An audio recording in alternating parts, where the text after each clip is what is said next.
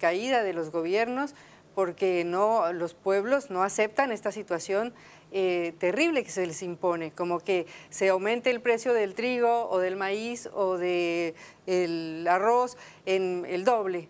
Claro. Lo cual, por ejemplo, en Estados Unidos no tiene ninguna incidencia porque una cajita de cornflakes te subirá 10 centavos, pero el pobre de la India o del África que tiene que comprar el maíz o el trigo en kilo, quiere decir que se le subió el doble, quiere decir que si comía 2 veces, ahora come una.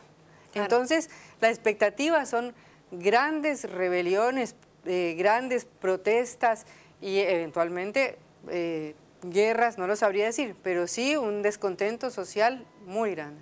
Sí, una desigualdad que incluso la podemos medir a nivel local, ¿no?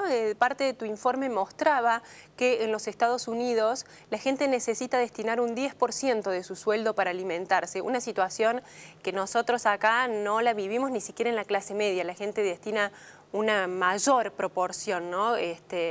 No sé exactamente el porcentaje, pero seguramente es mayor el porcentaje que destina la gente para poder alimentarse. Es muy llamativo esto, ¿no? Que lo de las desigualdades, cuánto influye también en esta crisis, ¿no? Si las pudiéramos solucionar, ¿en cuánto se mejoraría? Estoy pensando, uno de los grandes problemas, de los flagelos que vive los Estados Unidos es la obesidad, ¿no? Se está hablando de que la diabetes va a pasar a ser la primera causa de muerte en los Estados Unidos y por el otro lado tenemos gran parte de la población mundial también muriendo de hambre. Claro. ¿Cómo imaginas vos que estas desigualdades podrían ir corrigiéndose? Bueno, son decisiones políticas y de cambios de la estructura económica mundial. No se puede explicar un mundo que produce esta irracionalidad, este cambio climático brutal, que produce, por ejemplo, el 40% de la cosecha de maíz de los Estados Unidos se destina a etanol para combustibles, cuando esa producción de maíz podría aumentar el 14% de las necesidades de alimentación mundial. Entonces, como me estabas diciendo antes, en Estados Unidos puede ser que destines 10% de tu ingreso para alimentos y acá se llega a destinar el 70 o el 80% de los ingresos para alimentos, más en nuestro país con la inflación que existe en este momento. Entonces son cambios estructurales económicos y sociales los que tiene que haber para evitar esta tragedia, que es absolutamente evitable porque la humanidad definitivamente tiene los alimentos para alimentarse. Acá estás introduciendo otro tema que también es muy importante considerar, ¿no? Lo de los biocombustibles. ¿Hasta qué punto han sido una solución para la humanidad? ¿Hasta qué punto también siguen poniendo en jaque, bueno, la posibilidad de alimentarse y hasta el propio medio ambiente? Claro, porque en primer lugar, como te decía con el ejemplo de Estados Unidos, hay un boom de la producción de maíz en Estados Unidos. Cada vez siembran más maíz, como acá sembrar soja, digamos, para producir biocombustibles. Segundo, esto va de la mano del precio del petróleo. Por ejemplo, el precio del petróleo subió 36% en un año y es el mismo aumento del precio de los alimentos en un año. Porque entonces aumenta la necesidad de producir biocombustibles.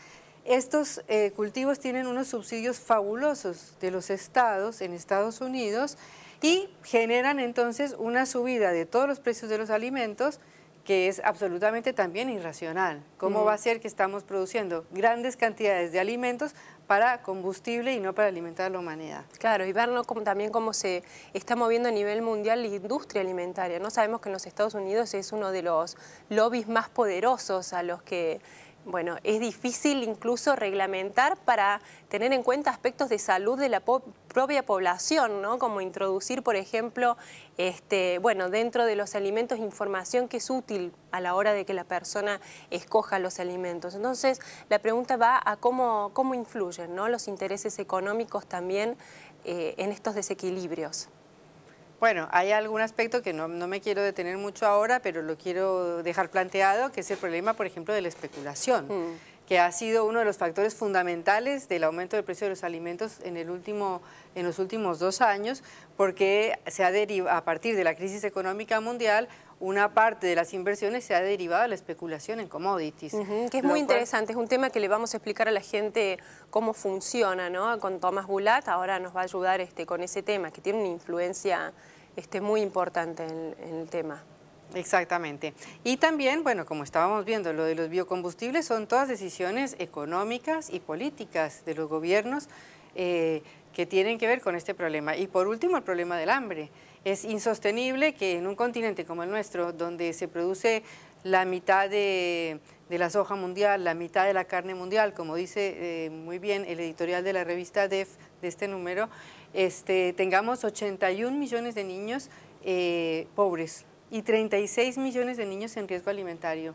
O en un país como Argentina, donde hay una cosecha de 100 millones de toneladas de granos, haya una pobreza estimada por la Universidad Católica, por ejemplo, claro, en 10, 12 millones de personas, y una indigencia, es decir, de personas que ganan menos de 500 pesos por mes, de unas 2 millones de personas como mínimo, como mínimo.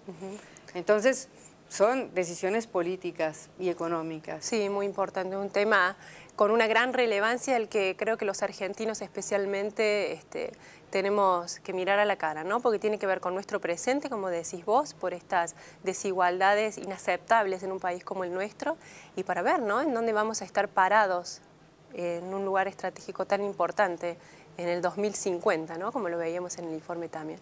Muchas gracias, Patricia. A vos. Bueno, les recomiendo especialmente a todos el informe de Patricia Ni en la revista DEF. Vamos a la pausa, está Tomás Bulat por ahí esperándonos para explicarnos algunos temas que tienen mucha relevancia y mucho impacto en este tema que estamos analizando. Ya venimos.